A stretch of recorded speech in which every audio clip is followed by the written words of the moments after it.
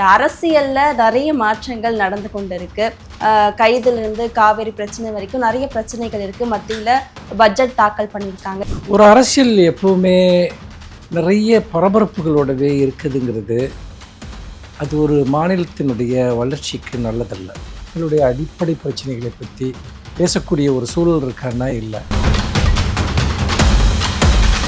இந்த ஒரு சலசலப்புன்றது எல்லா ஆட்சியும் தொடரும் போது தாவேக்காவை மட்டும் குறிப்பிட்டு சொல்றது ஏற்றுக்கொள்ள முடியும். தொடர்ச்சியாக தனிநபர் தாக்குதல், முதலமைச்சர் விஜய் அதை பண்றாரு, அவங்க அமைச்சர்கள் அதை பண்றாங்க. அதுக்கு பதிலாக யாராவது பேசுனாங்கன்னா அவங்கள அரெஸ்ட் பண்றது, கைது பண்ணி உள்ள வைக்கிறது, இப்படியான ஒரு அராஜகம். இது என்ன உங்க நோக்கம் என்பது என்ன? இவங்க என்னன்னா எப்படியோ அதிர்ஷ்டவசத்தில் ஆட்சிக்கு வந்துட்டாங்க. இந்த ஆட்சியை எப்படி தக்க வைக்கிறது? அப்புறம் திமுக தொடர்ந்து திட்டிக்கிட்டே இருந்தால் நமக்கு ஒரு ஆதரவு கிடைக்கும் அப்படின்னு இவங்களை யாரும் நம்ப வச்சுருக்காங்க. இந்த அரசு ஒரு செயலற்ற அரசு என்பது மிக தெளிவாக தெரியுது. நீங்கள் என்ன சவடால் அடிக்கிறீங்க மேடையில் ஏறி, அது என்ன பார்த்தீங்கன்னா ஒரு நாள் பேச்சு, ஒரு மாதம் கும்பகரண தூக்கம். எனக்கு அது புரியவே இல்லை. எப்போ சார் பார்த்தீங்கன்னா ஆக்டிவ் மோடுக்கு வருவீங்க? எதில் ஆக்டிவாக இருக்கீங்க? எதிர்கட்சிகளை கைது பண்ணி உள்ள போகிறதுல ஆக்டிவாக இருக்கீங்க. பேச்சை விட செயலில் எங்களுடைய வேலைகளை காட்டுறோம் அப்படின்றத தாவேக்கா அரசு முன்வைக்கிறாங்க. தமிழ்நாட்டை ஒரு அனைத்து கட்சி கூட்டமாவது காட்டி தமிழ்நாடு ஒன்றுபட்டு இதில் நிற்குது அப்படின்னு சொல்லுங்கன்னா அதெல்லாம் நாங்கள் பண்ண மாட்டோம். நாங்கள் செயலில் காட்டுவோம்னா என்ன உங்கள் செயல் அதையாவது சொல்லுங்கள். பழிவாங்கும் உணர்ச்சியும் வன்மமும் எந்த சட்ட நடைமுறைகளை பற்றி கவலைப்படாத தன்மையும் தான் அதுக்குள்ளே இருக்குது. இப்போ நயனார் நாகேந்திரன் அன்னைக்கு பேசுகிறாரு, விஜய் அவர்கள் திரிஷா வீட்டை விட்டு வெளியே வரணும். நான் நேற்று கூட ஊடகங்கள் இந்த கேள்வியை தொடர்ந்து கேட்டேன். ஏன் தாவேக்கா சார்பாக ஒரு கம்ப்ளைண்ட் கூட ரைஸ் பண்ணல? பிஜேபின்னா அவ்வளோ பயம் இல்லை. உதயநிதி பாத்ரூமில் ஒழிஞ்சிருந்தார் 2 மணி நேரமாக. இன்றைக்கி தாவேக்காரங்களோட அதிகபட்சமான உங்கள் அரசியல் அதுதான். சார் 30 பேர் செத்துட்டாங்க சார், 30 பேர் செத்துட்டாங்க சார் அப்படின்னு ப்ரெஸ்ஸில் ஓடுறாவது கேட்குறப்ப ஒருத்தர் திருச்சி ஏர்போர்ட்டில் ஓடினாரே, அவருக்கு என்ன ஏதாவது பாத்ரூம் அவசரமாக ஓடினார்?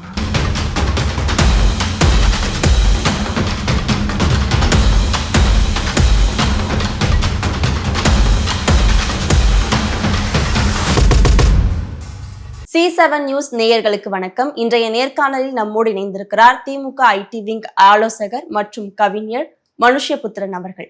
வணக்கம். வணக்கங்க, எப்படி இருக்கீங்க? நல்லா இருக்கேன் சார், நீங்க எப்படி இருக்கீங்க? நல்லா இருக்கேன். அரசியல்ல நிறைய மாற்றங்கள் நடந்து கொண்டு இருக்கு. கைதிலிருந்து காவேரி பிரச்சனை வரைக்கும் நிறைய பிரச்சனைகள் இருக்கு. மத்தியில பட்ஜெட் தாக்கல் பண்ணியிருக்காங்க. எப்படி பாக்குறீங்க சார்? ஒரு அரசியல் எப்பவுமே நிறைய பரபரப்புகளோடவே இருக்குதுங்கிறது அது ஒரு மாநிலத்தினுடைய வளர்ச்சிக்கு நல்லதல்ல. ஏன்னா மக்களுக்கு நிறைய அடிப்படையான பிரச்சனைகள் இருக்குது, கேள்விகள் இருக்குது.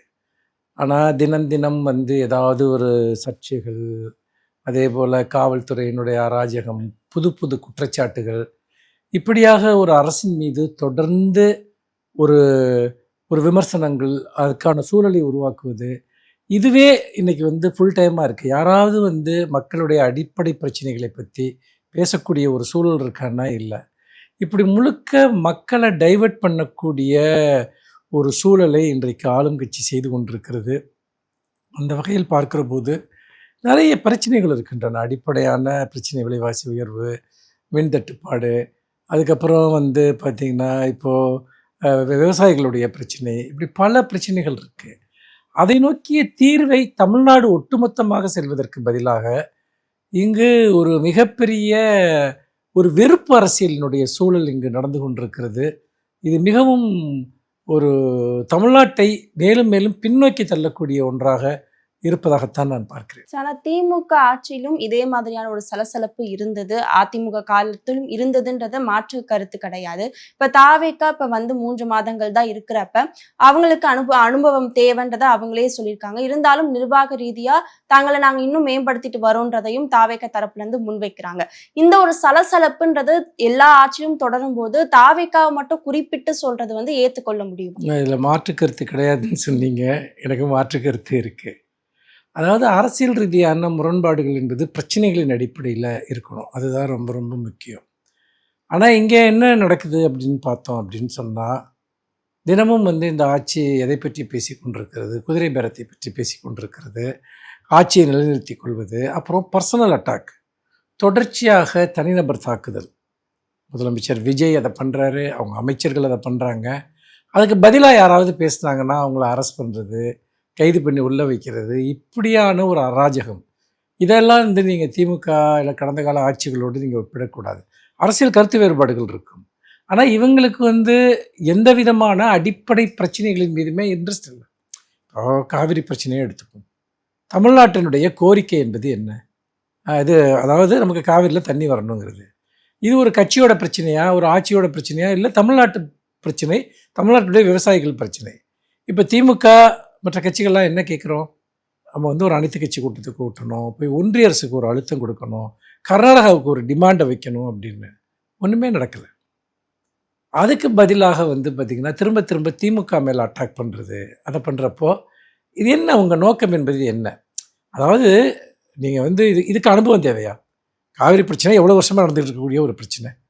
என்ன எல்லாமே நம்மக்கிட்ட வந்து தமிழ்நாட்டோட ஸ்டாண்டு வந்து வெளிப்படையாக இருக்குது. மாதத்துக்கு இவ்வளோ தண்ணி கொடுக்கணும், அவங்க கொடுக்கலன்னா உடனே உச்சநீதிமன்றத்துக்கு போகணும். ஆனால் இது எதையுமே பண்ணாமல் திரும்ப திரும்ப திரும்ப ஒரு பெட்டி பாலிடிக்ஸை வந்து பண்ணிக்கிட்டு இருக்கப்போ இவங்களுக்கு அட்மினிஸ்ட்ரேஷனில் ஈடுபாடு இல்லை. இவங்க என்னென்னா எப்படியோ அதிர்ஷ்டவசத்தில் ஆட்சிக்கு வந்துட்டாங்க. இந்த ஆட்சியை எப்படி தக்க வைக்கிறது?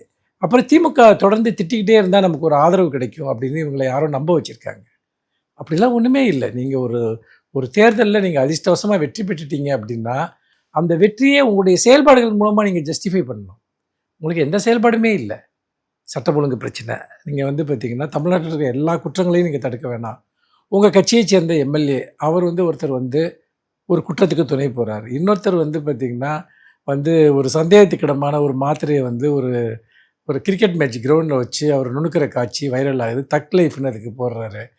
அப்புறம் வந்து அரசு வழக்கறிஞர் நியமனத்தில் 30 லட்ச ரூபா வரைக்கும் பணம் கேட்குறாங்கன்னு உங்கள் கட்சியை சேர்ந்தவங்களே வந்து புகார் கொடுத்தாங்கன்னா அந்த அம்மாவை வந்து கட்சியை விட்டு நீக்கிறீங்க. புகார் கொடுத்தவங்க மேலே அது யார் மேலே புகார் சொன்னாங்களோ அவங்க மேலே எந்த நடவடிக்கையும் இல்லை. இன்னொருத்தர் ஒரு நிர்வாகி வந்து பார்த்திங்கன்னா ஒரு பெண்ணை ஆபாச படம் எடுத்து வச்சுக்கிட்டு மிரட்டுறாருன்னு அந்த அம்மாவே சொல்கிறாங்க. அவர் மேலே நடவடிக்கை எடுக்கிறது பதிலாக அந்த அம்மாவை வந்து கட்சியை விட்டு நீக்கிறீங்க. What is your activity? நான் என்ன கேட்குறோம் அப்படின்னு சொன்னால், நீங்கள் வந்து இதெல்லாம் வந்து இந்த பிரச்சனை இருக்குது அந்த பிரச்சனை இருக்குன்னு தானே வந்தீங்க. உங்கள் கட்சியை சேர்ந்தவர்கள் மேலேயே உங்களுக்கு நடவடிக்கை இல்லை, அவங்களையே நீங்கள் கேட்க முடியல. அப்படி பார்க்குறப்போ வந்து இந்த அரசு ஒரு செயலற்ற அரசு என்பது மிக தெளிவாக தெரியுது. ஒன்று கூட்டணிகளை எப்படி காப்பாற்றுறது, அந்த பக்கம் கர்நாடகா கூட வந்து பார்த்திங்கன்னா டிகே சிவகுமாருக்கு பயந்துக்கிட்டு சைலண்டாக இருக்குது. இந்த பக்கம் வந்து பார்த்திங்கன்னா பிஜேபிக்கு பயந்துக்கிட்டு ஒன்றிய அரசுக்கிட்டையும் போகிறது கிடையாது. நம்ம இதுக்கெல்லாம் நிர்வாக திறமைங்கிறது தேவையா? நீங்கள் என்ன சவடால் அடிக்கிறீங்க மேடையில் ஏறி, மாதத்துக்கு ஒரு தடவை ஒரு கூட்டம் பேசுவோம் அப்படி. ஆனால் அந்த கூட்டத்தில் வந்து பார்த்திங்கன்னா திமுக திட்டுறது, கேலி பண்ணுறது, இல்லை வந்து பார்த்திங்கன்னா தனிநபர் அட்டாக் பண்ணுறது, இதெல்லாம் பண்ணுறீங்க. அப்புறம் ஒரு மாதத்துக்கு சைலண்ட் போர்டு. அது என்ன வந்து பார்த்திங்கன்னா ஒரு நாள் பேச்சு ஒரு மாதம் கும்பகர்ண தூக்கம். எனக்கு அது புரியவே இல்லை. ஒரு பாலிட்டிஷியன்னா 24/7 வந்துட்டு பார்த்திங்கன்னா ஆக்டிவாக இருக்க வேண்டியது ஒரு சிஎம்மோட ஒரு பாலிட்டிஷியனோட ஒரு பணி. மாதத்துக்கு ஒரு நாள் 20 மினிட்ஸ் ஸ்பீச், அப்புறம் ஒரு மாதம் தூக்கம். இது என்னன்னு எனக்கு புரியவே இல்லை. எனக்கு மட்டும் இல்லை, தமிழ்நாட்டில் இருக்க யாருக்குமே புரியலை, இந்தியாவில் இருக்க யாருக்குமே புரியலை. இந்த மாதிரி ஒரு இதை பண்ணிட்டு நாங்கள் முதல்ல வந்து பார்த்தோன்னா ஆட்சிக்கு வந்து 30 நாள் தான் ஆச்சுங்கிறது, 60 நாள் ஆனவொன்னே 60 நாள் தான் ஆச்சுங்கிறது, 70 நாள் ஆனவொன்னே 70 நாள் தான் ஆச்சுங்கிறது. எப்போ சார் வந்து பார்த்திங்கன்னா ஆக்டிவ் மோடுக்கு வருவீங்க? எதில் ஆக்டிவாக இருக்கீங்க? எதிர்கட்சிகளை கைது பண்ணி உள்ளே போகிறதுல ஆக்டிவாக இருக்கீங்க. இதை தவிர உங்களுக்கு இந்த பிரச்சனைகள் எதுவுமே புரியலைன்னு தான் அர்த்தம். ஆனால் முதலமைச்சர் அவர்கள் தரப்புலேருந்து சொல்கிற ஒரு விஷயம், நாங்கள் வந்து பேச்சை விட செயல்ல எங்களுடைய வேலைகளை காட்டுறோம் அப்படின்றத தாவேக அரசு முன்வைக்கிறாங்க. இன்னொரு பக்கம் எல்லாத்துக்கும் ஏன் முதலமைச்சர் வாய் திறக்கணும்னு சொல்றீங்க? நடைமுறைகள்ல நாங்க என்னென்ன பண்றோன்றத நாங்க முன்னெடுத்து பண்ணிட்டு இருக்கோன்றத அமைச்சர்கள் சொல்லிட்டு இருக்காங்க. இதை எப்படி எடுத்துக்கிறது சார்? அதாவது எல்லாத்துக்கும் வாய் திறக்க வேணாம், எதுக்காச்சும் வாய் திறக்கலாம்ல. நம்ம சொல்றது அதுதான். அவர் வந்து எந்த பிரச்சனைக்கு வாய் திறந்த, சட்டம் ஒழுங்கு பிரச்சனைக்காக ஏதாவது வாய் திறந்து பேசினாரா? இல்லை வந்து இந்த குதிரை பேர விவகாரத்தில் அரசியலில் இப்போ வந்து இந்த அதிமுக எம்எல்ஏக்களை இழுக்க முயற்சித்தது தொடர்பாக ஒரு மிகப்பெரிய குற்றச்சாட்டு எழுந்துச்சு. நாங்கள் அப்படி பண்ணலைன்னு வந்து சொல்லலாமே. இதெல்லாம் மேஜர் இஷ்யூ இல்லையா? நீங்கள் ஒரு மைனர் இஷ்யூவுக்கு நீங்கள் வந்து இது பண்ண வேண்டாம். ஏன்னா இப்போ ஒரு 100 கோடி ரூபா லேண்டை வந்து 2 கோடி ரூபாய்க்கு விற்க முயற்சி பண்ணாங்க இந்த ஆட்சியிலங்கிற மாதிரி இவங்க பாணியில சொன்னால் இவங்களுக்கு அது மைனர் இஷ்யூவாக கூட இருக்கலாம். அதுக்கு கூட பதில் சொல்ல வேண்டாம். ஆனால் அதுக்கான நடவடிக்கைகள்லாம் தொடர்ந்து எடுக்கப்பட்டது. இது ஏன் அது செய்யப்பட்டது? அது விற்பனை ஏன் செய்யப்பட்டது? அதாவது திமுக ஆட்சி காலத்தில் அந்த லேண்டை வந்து விற்கிறதுக்கான முயற்சி நடந்தப்போ அன்னைக்கு அது சட்டவிரோதம் தடுத்து நிறுத்துறாங்க. அப்படி ஒரு டிஸ்பியூட்டில் இருக்க ஒரு விஷயத்த நீங்கள் அரசாங்கத்துக்கு இன்ஃபார்ம் பண்ணாமலேயே சில பேர் விற்க முயற்சி பண்ணுறாங்கன்னா அது இவ்வளோ பெரிய டீல். கோயில் நிலத்தை விற்கக்கூடாதுங்கிறது ஒரு அடிப்படையான சட்டம். அது வந்து அங்கே இருக்கக்கூடிய சப் ரிஜிஸ்ட்ராருக்கு தெரியாதா? அவர் லீவில் போகிறப்ப திடீர்னு ஒருத்தர் ஒரு நாள் போஸ்டிங்க்கு இங்கே வர்றாரு, இதை மட்டும் முடிச்சுட்டு திரும்ப போயிடுறாரு. இதெல்லாம் ஹையர் லெவலோட அனுமதி இல்லாமல் நடக்கவே முடியாது. சரி, அதை விடுங்க. நீங்கள் நான் கேட்டதுக்கே நீங்கள் வர்றேன். நான் இப்போ வந்து டி.கே. சிவகுமார் அவர் கர்நாடகாவோட முதலமைச்சர். அவர் கொடுத்த ப்ரெஸ் மீட்லாம் நீங்கள் பார்த்துருப்பீங்க. அவ்வளோ ஸ்ட்ராங்காக கடுமையாக தமிழ்நாட்டிற்கு எதிராக, அதாவது நியாயம் கேட்குற நமக்கு எதிராக அநீதி இழைக்கிறவங்க ஸ்ட்ராங்காக பேசுகிறாங்க. இவ்வளோ தண்ணி தான் இருக்குது, இவ்வளோ தான் கொடுக்க முடியும், மேகதாட்டில் அணை கட்டியே தீருவோம். நேஷ்னல் மீடியா முழுக்க அது ஃப்ளாஷ் ஆகுது. கர்நாடகாவோட வாய்ஸ். அது மட்டும் இல்லை, அங்கே அவருக்கு எதிர்க்கட்சியாக இருக்கக்கூடிய பிஜேபி, அப்புறம் கம்யூனிஸ்ட்டுங்க எல்லாருமே அவர் பக்கம் நிற்கிறாங்க. ஒரு கட்சியாவது அன்றைக்கி வந்து பார்த்திங்கன்னா கர்நாடக அரசோட விலகி நிற்குதா, அல்லது கர்நாடக அரசு அவங்கள விளக்குதா? அதோடு இல்லாமல் விவசாயிகளை வேறு வந்து பார்த்திங்கன்னா போராட விட்டு அது ஒரு பக்கம் நடந்துக்கிட்டு இருக்குது. தமிழ்நாட்டுக்கு தண்ணி கொடுக்கக்கூடாதுன்னு இவ்வளோ விஷயம் பக்கத்து ஸ்டேட்டில் நடக்குது. முதலமைச்சர் டெய்லி ப்ரெஸ் மீட் கொடுத்து இது கர்நாடகாவோட தரப்பு இதுதான் அப்படின்னு சொல்லி பேசுகிறாரு. ஒரு முதலமைச்சர் இருக்கிறது அதுக்காக தான், வேறு எதுக்காகவும் இல்லை. இது ஒரு பெரிய இஷ்யூ இல்லையா? லட்சக்கணக்கான விவசாயிகளுடைய வாழ்வாதாரம் சம்மந்தப்பட்டது. அப்போ நம்ம ஒரு ஸ்ட்ராங் பொலிட்டிக்கல் மெசேஜை வந்து கர்நாடகாவுக்கு கொடுக்கணுமா வேணாமா? நாங்கள் அதைத்தானே கேட்குறோம். அதுக்கப்புறம் பதிலாக என்ன பண்ணுறீங்க, நாங்கள் கர்நாடகாவுக்கு தான் போய் பேசுவோம் அப்படிங்கிறீங்க. அதெல்லாம் நீங்கள் இங்கே வரக்கூடாதுன்ட்டாங்க அவங்க. எவ்வளோ பெரிய அவமானம்! நீ கர்நாடகாவுக்கு போய் தான் அதை பேசணுமா? அதாவது ஒன்றிய நீர்வள அமைச்சகம் இருக்குது, அங்கே போய் நீங்கள் பேசலாம். இல்லை காவிரி மேலாண்மை ஆணையம் அங்கே ரெப்ரசன்ட் பண்ணலாம். தமிழ்நாட்டில் மேகதாட்டுக்கு எதிராக நாம் வந்து பார்த்திங்கன்னா ஒரு தீர்மானமே போட்டிருக்கோம் சட்டசபையில். அதை கொண்டு போய் பிரதமர்கிட்ட கொடுத்து நீங்கள் நடவடிக்கை எடுக்கன்னு கேட்கலாம். எல்லோரும் சேர்ந்து போகும்னு எதிர்க்கட்சி தலைவர் உதயநிதி ஸ்டாலின் சொன்னார். அதெல்லாம் எதுவுமே செய்ய மாட்டோம். சரி, தமிழ்நாட்டில் ஒரு அனைத்து கட்சி கூட்டமாவது காட்டி தமிழ்நாடு ஒன்றுபட்டு இதில் நிற்கிது அப்படின்னு சொல்லுங்கன்னா அதெல்லாம் நாங்கள் பண்ண மாட்டோம். நாங்கள் செயலில் காட்டுவோம்னா என்ன உங்கள் செயல் அதையாவது சொல்லுங்கள். உச்சநீதிமன்றத்துக்கு போகணுங்கிற கோரிக்கை திமுக போனதுக்கப்புறம் விழுந்தடிச்சுக்கிட்டு 2 நாள் கழிச்சு போய் நீங்கள் அங்கே போய் வழக்கு தாக்கல் பண்ணுறீங்க. அதுக்கு முன்னாடி திமுக வழக்கு தாக்கல் பண்ணுது. அப்போது உங்கள் செயல் என்னன்னு தெரிஞ்சுக்க விரும்புகிறோம். இந்த மாதிரி விஷயத்தில் ஒரு ஸ்டேட் வந்து எப்படி தன்னை ரெப்ரசன்ட் பண்ணிக்குதுங்கிறது தான் இங்கே முக்கியம். நீங்கள் அதை பண்ணலைங்கிறது தான் எங்கள் புகார். சரி, அப்படி பண்ணுறதுல என்ன பிரச்சனை இருக்குது? ஒரு சிஎம்ங்கிறவர் ப்ரெஸ்ஸை பார்க்க மாட்டார். இவர் இத்தனைக்கும் கேமரா கூச்சம்லாம் இவருக்கு கிடையாது. 30 வருஷமாக நடிக்கிறார். இப்போ சில பேருக்கு கேமரா பார்த்தா கூச்சமாக இருக்கும், அவங்களுக்கு சரியாக பேச்சு வராது. இவர் அப்படி இல்லை, ஒரு ஃபேமஸ் ஆக்டர். 30 வருஷமாக 32 வருஷமாக கேமரா லைட்டில் தான் அவர் இருக்கார். அதனால் அவருக்கு கேமரா பயம் இருக்குதுன்னு சொல்ல முடியாது. ரெண்டாவது, நீங்கள் என்ன பேசுதுங்கிறத அதிகாரிகள் எழுதி தர போகிறாங்க. இப்போ திமுக திட்டத்துக்கு ஸ்கிரிப்ட் எழுதி கொடுக்குறாங்க இல்லையா, அதை எவ்வளோ அழகாக மனப்பாடம் பண்ணி பிரமாதமாக பேசுகிறீங்க. சொல்லுங்கள் பார்க்கலாம், எப்படி பெர்ஃபார்மன்ஸ் எப்படி பண்ணுறீங்க? எந்த இடத்துல குரலை உசத்தணும், எந்த இடத்துல குறைக்கணும், எந்த இடத்துல வந்து சைலன்ஸ் விடணும், அப்படி ஒரு ஸ்கிரிப்டை வந்து ஸ்டேஜில் பெர்ஃபார்ம் பண்ணுறீங்க. சார், அது வந்து ஒவ்வொருத்தருடைய அந்த ஒரு பாவனைன்னு சொல்லுவாங்களே, அதனால தான் அவருக்கு அப்படி வருதுன்ற ஒரு இல்லை. நான் என்ன கேட்குறேன்னா, அவர் அப்படி பண்ணுறதை பற்றி இல்லை, அதையே இதுக்கு பண்ண மாட்டேங்கிறீங்க.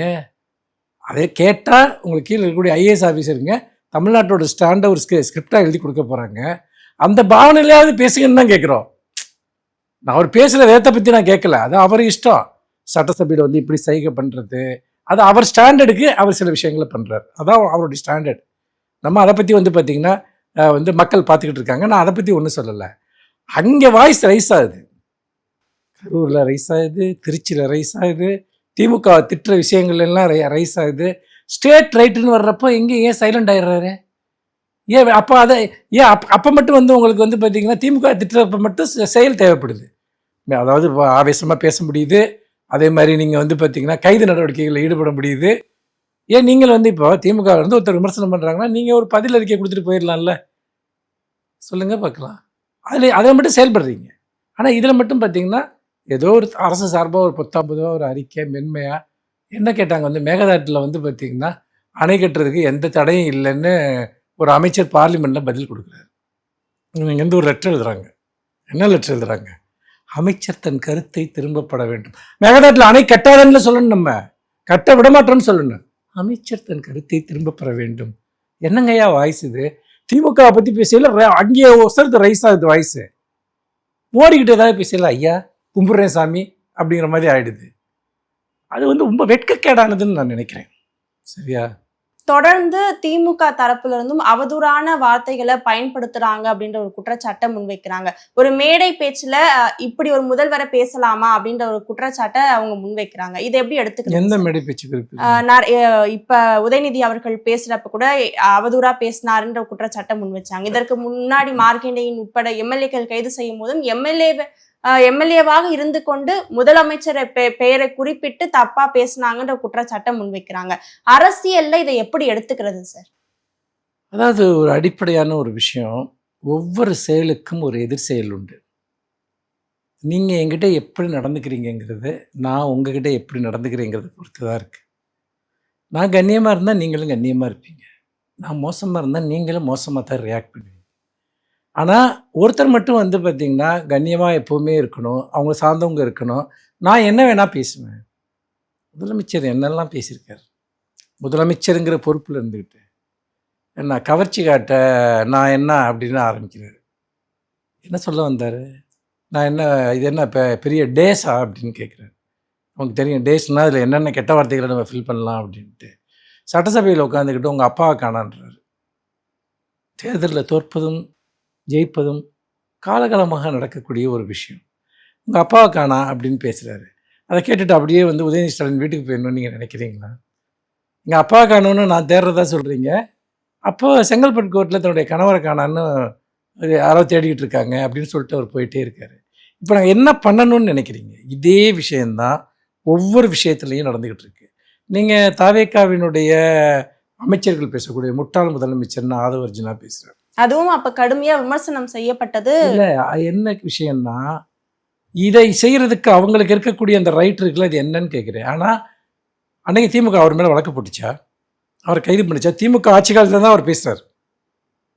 ஆனால் இன்னைக்கு ஒரு யார் ஒரு மீம் போட்டால் கூட இது பண்ணுறாங்க. ரெண்டாவது தாவேக்க ஆதரவாளர்கள், அப்புறம் வந்து ரூட் மாஃபியாவில் இருக்கக்கூடியவங்க, அன்றாடம் திமுகவை சேர்ந்தவர்கள், அவர்கள் குடும்பத்தைச் சேர்ந்தவர்கள், தலைவர்களுடைய குடும்பத்தைச் சேர்ந்தவர்கள் எவ்வளவு இழிவான ஆபாசமான வார்த்தைகளை பயன்படுத்துகிறாங்க. அப்படி பயன்படுத்துறதுக்கு எதிராக நூற்றுக்கணக்கான கேஸ் கொடுத்துருக்கோம், புகார் கொடுத்துருக்கோம். கமிஷனர் ஆஃபீஸ்லேருந்து எல்லா ஊருக்கு கொடுத்துருக்கோம். யார் யார் பேசுகிறாங்க, யார் யார் இழிவாக பேசுகிறாங்கன்னு. அதையே வந்து காவல்துறைங்கிறது பொதுவான ஒன்று தானே. நீங்கள் பேசினாலும் தப்பாக பேசினாலும் நடவடிக்கை எடுக்கணும், நான் பேசினாலும் தப்பாக நடவடிக்கை எடுக்கணும். அது ஒரு கட்சியினுடைய விங்கு கிடையாது இல்லையா காவல்துறை. அல்லது வந்து பார்த்திங்கன்னா இந்த தகவல் தொழில்நுட்ப சட்டம் இல்லைன்னா சைபர் கிரைம் சம்மந்தமான விஷயங்கள்லாம் ஒரு பர்டிகுலர் கட்சிக்கு மட்டுமே அந்த விதிவிலக்கு ஏதாவது கொடுத்துருக்காங்க? இல்லை, ஒரு கேஸ்லையாவது விசாரணையோ அல்லது வந்து ஒரு எஃப்ஐஆரோ போடப்பட்டதான்னு சொல்லுங்கள். இப்போ மார்க்கெட்டிங்கை பற்றி சொல்கிறீங்க. அதாவது இப்போ உதாரணத்துக்கு நான் உங்களை வந்து பார்த்தீங்கன்னா நீங்கள் வந்து என்னை அடிப்பேன்னு சொல்கிறீங்க. என்னை நீ அடிச்சின்னா நான் உன்னை அடிப்பேன்னு நான் சொல்கிறது இருக்கு இல்லையா? இது வந்து ஒரு விவாதம், அவ்வளவுதான். இது ஒரு குற்றம் கிடையாது. அதாவது அவர் என்ன சொல்கிறார், உங்களை சட்டசபையில் வச்சு பூட்டி வச்சிருவேன்னு சொல்கிறார். பூட்டி வச்சா நான் எலும்பை உடைப்பேன்னு அவர் பதிலுக்கு சொல்கிறார். உன் எலும்பை உடைப்பேன்னு சொன்னால் அது குற்றம், அதை மாற்றுக்கிறதே கிடையாது. ஆனால் நீ என்னைய வந்து பார்த்தீங்கன்னா பூட்டி வச்சின்னா நான் உன் எலும்பை உடைப்பேன் அப்படின்னு சொல்கிறாரு. இது ஒரு ஆர்கியூமெண்ட். இங்கே குற்றத்துக்கான எந்த இன்டென்ஷனும் கிடையாது. ஓகே, இங்கே என்ன இருக்குது குற்றத்துக்கானது? நீங்கள் என் மேலே ஒரு விஷயத்த பண்ணுவேன்னு சொல்கிறீங்க. அப்படி பண்ணால் நான் இதை பண்ணுவேன்னு சொல்கிறதுங்கிறது ஆர்கியூமெண்ட் தான். அது சட்டப்படி வந்துட்டு அதில் வந்து எந்த விதமான செல்லுபடியாகக்கூடிய தன்மையும் அதில் கிடையாது. கோர்ட் அதெல்லாம் நிற்காது. பதிலுக்கு பதில் சண்டையிட்டுக் கொள்கிற ரெண்டு பேர் பயன்படுத்தக்கூடிய ஒரு வார்த்தைகள் தான் அது. முதலமைச்சர் அப்படி பேசுகிறாரு, உன்னை சட்டசபையில் வச்சு பூட்டி வச்சிருவேன்னு. பூட்டி வச்சா எலும்பு உடைப்பேன்னு ஒருத்தர் பேசுகிறார். என்னை பொறுத்த வரைக்கும் தனிப்பட்ட முறையில் அந்த அளவுக்கு கூட பேச தேவையில்லை என்பது தான் என்னுடைய கருத்து. அரசியலில் வந்து பார்த்திங்கன்னா நம்ம அப்படியே பேசிட்டு போனால் அதுக்கு ஒரு எண்டு கிடையாது. ரெண்டாவது, உதயநிதி விஷயத்தை திரும்ப காணொலி காட்சிகளோடு திரும்ப நம்ம போடுறோம். அவர் காவிரியில் தண்ணி வராத பற்றி பேசுகிறாரு. இப்போ சம்மந்தம் இல்லாத ஒருத்தர் ஒரு சைடில் இருந்து வந்து திரிஷான்னு கத்துறாங்க, இன்னொரு சைடில் இருந்து டாஸ்மாக்னு கத்துறாங்க. ஆனால் இவங்க என்ன பண்ணுறாங்க அப்படின்னு, டாஸ்மாக் அப்படின்றத தாண்டி திரிஷா அவர்களுடைய பேர் தான் காணொலியிலும் இல்லை அவர் சொல்லலையே, அதுதான் சொல்கிறேன். அங்கே வந்து பார்த்திங்கன்னா எல்லாருக்குமே தெரியும், ரெண்டு சைட்லேயும் சொல்கிறாங்க. அப்போ வந்து பார்த்திங்கன்னா அவர் வந்து நான் காவிரி தண்ணீரை பற்றி பேசிகிட்டு இருக்கேன் அப்படிங்கிறார். ஓகேயா? திரிஷாங்கிற பேரை அவர் பயன்படுத்தினாரா? முதல் விஷயம், அவர் பயன்படுத்தினாரா? அந்த குற்றத்தை அவர் இது பண்ணாரா? நீங்கள் வந்து நல்லா லாஜிக்கலாக யோசிக்கணும். அப்படி பார்த்தோம்னா உரையாடல்களில் இருக்க வந்து கேப்பை வச்சுட்டு யாரை வேணாலும் நீங்கள் இன்டர்பிரேட் பண்ணலாம், எப்படி வேணாலும் பண்ணலாம். இப்போ உதாரணமாக வந்து பார்த்தீங்கன்னா, நான் வந்து ஒருத்தரை திட்டுறப்போ வந்து பார்த்தீங்கன்னா, நீங்கள் அதில் வந்து அதுக்கு கேள்வி கேட்காம நீங்கள் சைலண்டாக இருக்கீங்க. அப்படி சைலண்டாக இருந்தாலே நீங்கள் என் குற்றத்துக்கு உடந்தேன்னு அர்த்தமா? இது வந்து பார்த்தீங்கன்னா அடிப்படையே இல்லாத ஒரு பொய் பிரச்சாரம். இவங்களுக்கு உண்மையிலேயே அப்படி வந்து ஒரு பிரச்சனை இருக்குன்னு சொன்னால் எந்த பெண்களையும், அந்த மாதிரி பெண்களை மட்டுமல்ல வேறு யாரையுமே, எந்த சோஷியல் செக்ஷனை சேர்ந்தவங்களையும் இழிவுபடுத்தக்கூடிய எந்த சொல்லும் பேசப்படக்கூடாது என்பதுதான் இன்றைய யுகத்தினுடைய ஒரு விஷயம். இப்போ வந்து நயனார் நாகேந்திரன் அன்னைக்கு பேசுகிறாரு வந்துட்டு, விஜய் அவர்கள் வந்து திரிஷா வீட்டை விட்டு வெளியே வரணும். நான் நேற்று கூட ஊடகங்கள் இந்த கேள்வியை தொடர்ந்து கேட்டேன். அதுக்கு தாவேக்காரங்க வந்து சிரிக்கிறாங்க வந்துட்டு. பார்த்தீங்கன்னா நயனார் நாகேந்திரன் வரணும்னு சொன்னப்போ த்ரிஷா வந்து பார்த்தீங்கன்னா தான் லாயர் மூலமாக ஒரு நோட்டீஸ் அனுப்புகிறாங்க. ஆனால் அவங்க உண்மையிலே குறிப்பிட்டு பேசினது விஜய் அவர்களை பற்றி, விஜய் வெளியே வரணும் அப்படின்ட்டு. ஏன் தாவேக்க சார்பாக ஒரு கம்ப்ளைண்ட் கூட ரைஸ் பண்ணல? பிஜேபின்னா அவ்வளோ பயம் இல்லை?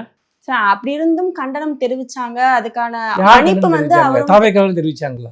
த்ரிஷா அவர்கள் அவங்க தரப்புல தெரிவிச்சாங்க. இதுல விஜய் தரப்புல, தாவேக்கா தரப்புல இன்னைக்கு வந்து அரெஸ்ட் பண்ணி கொண்டு போறாங்க இல்லையா ஒரு எதிர்க்கட்சி தலைவரை, அன்னைக்கு ஏன் ஒரு கம்ப்ளைண்டோ கண்டனமோ கூட தாவேக்கா சார்பில் இருந்து ரைஸ் பண்ணப்படலை?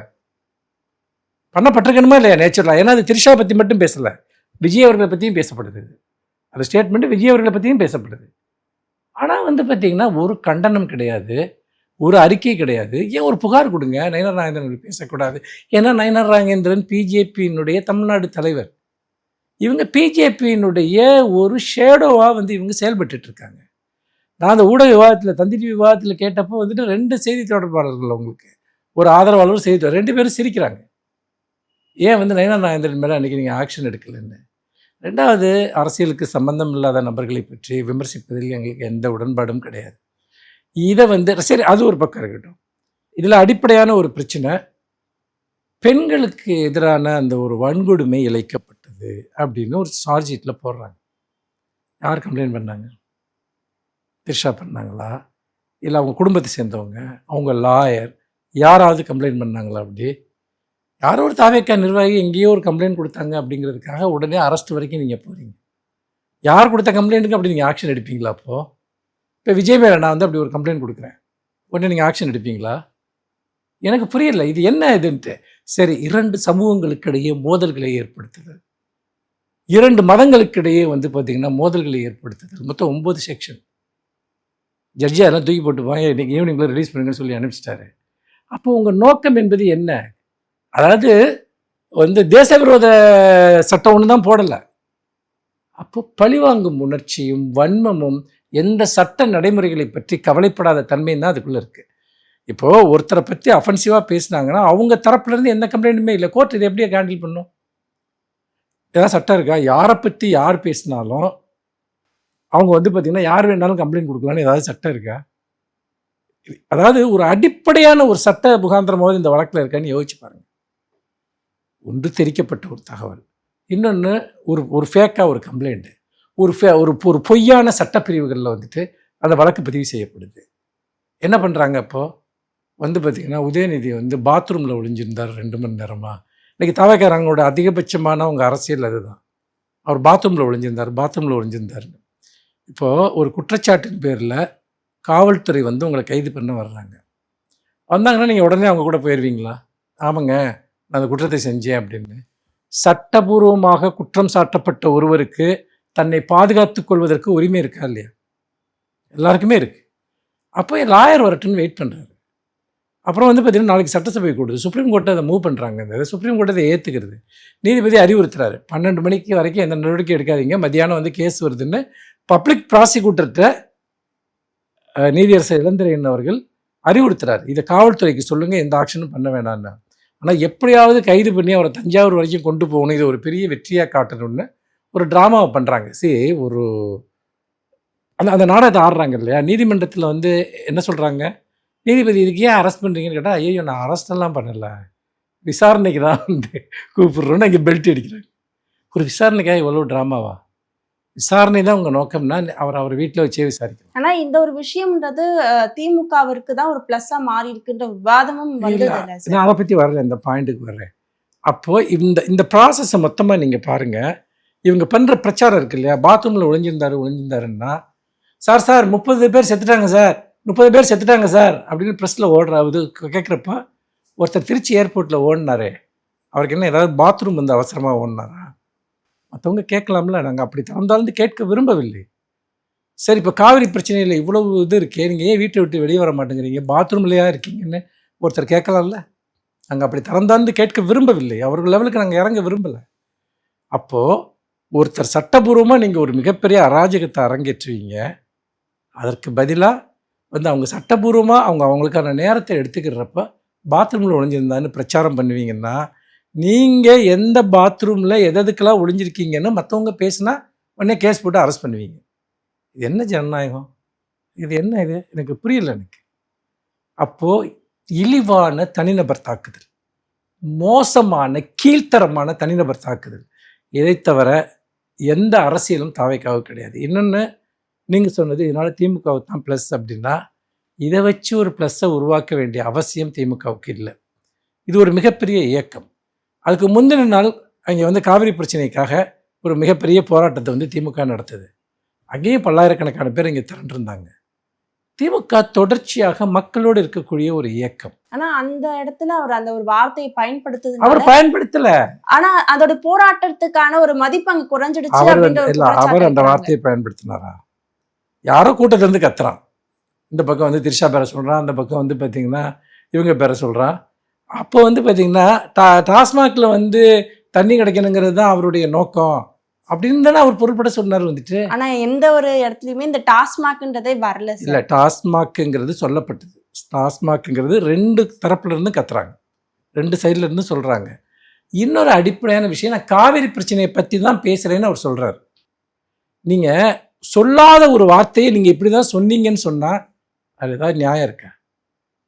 அவரு யார் பேரையாவது சொல்லி அதை சொல்லியிருந்தா பரவாயில்ல. கூட்டத்தில் யாரோ கத்துறாங்க, நான் காவிரி பிரச்சனையை பற்றி தான் பேசிகிட்டு இருக்கேன்னு அவர் சொல்கிறார்.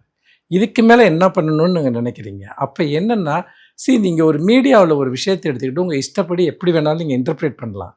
நீங்கள் இன்டர்பிரேட் பண்ணுறதெல்லாம் எப்படி என்ன நான் செஞ்ச அஃபென்ஸாக மாறும்? ஜஸ்ட் இன்டர்பிரிட்டேஷன் தானே இது. நீங்கள் துல்லியமாக அவர் என்ன சொன்னார், என்ன பேசினார், யாரையாவது குறிப்பிட்டாரா, இதை தானே நீங்கள் பார்க்கணும். லீகல் பாயிண்ட் ஆஃப் வியூவில் கூட நீங்கள் பாருங்கள் இந்த விஷயத்த. அப்போ என்னென்னா, நம்ம நம்ப விரும்புகிறத நம்ம நம்புகிறோம், அல்லது கட்டமைக்கப்படுற ஒன்றை வந்து நம்ம நம்ப விரும்புகிறோம் வந்துட்டு. சரி, ஒரு குற்றத்தை ஒருத்தர் அப்படி செஞ்சாருன்னு கூட அதுக்கான நடவடிக்கைங்கிறது என்ன? அதிகபட்சம் நீங்கள் அவதூறு வழக்கு போடலாம், சரியா? அது சம்மந்தப்பட்டவங்க தான் போட முடியும்.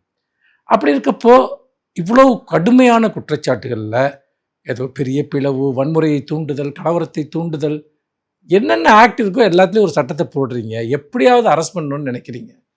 அப்புறம் வந்து பார்த்தீங்கன்னா வழக்கை பதிவு செய்த போலீஸ் ஸ்டேஷனுக்கு தான் கொண்டு போகணுன்ட்டு கூட்டு போகிறீங்க. ஆனால் விசாரணை எங்கேயா நடந்துச்சு, வேற ஒரு ஸ்டேஷனில் நடக்குது. அப்புறம் இது மாதிரி ஒரு விசாரணையை நீங்கள் வந்து அந்த ஸ்டேஷனில் வச்சு தான் பண்ணணும்னு எந்த ரூலும் கிடையாது. ஒரு விசாரணை அதிகாரி எங்கே வேணாலும் பண்ணலாம்.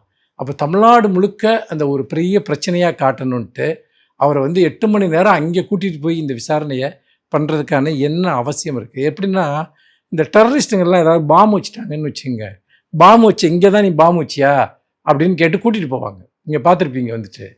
அந்த மாதிரி கூப்பிட்டு போகிறாங்க வந்துட்டு. அப்போது ஒரு ஷோவை நீங்கள் காட்டணும்னு நினைக்கிறீங்க. இது வந்து யாருனாலையாவது எந்த சட்டத்தின் மூலமாவது ஜஸ்டிஃபை பண்ண முடியுமா? வெண்டட்டா, பழிவாங்கும் அரசியலினுடைய உச்சக்கட்ட வெறியிலிருந்து அவங்க இதை பண்ணிட்டு இருக்காங்க. தொடர்ந்து பல்வேறு அரசியல் தகவல்களை பகிர்ந்து கொண்டதுக்கு நன்றி.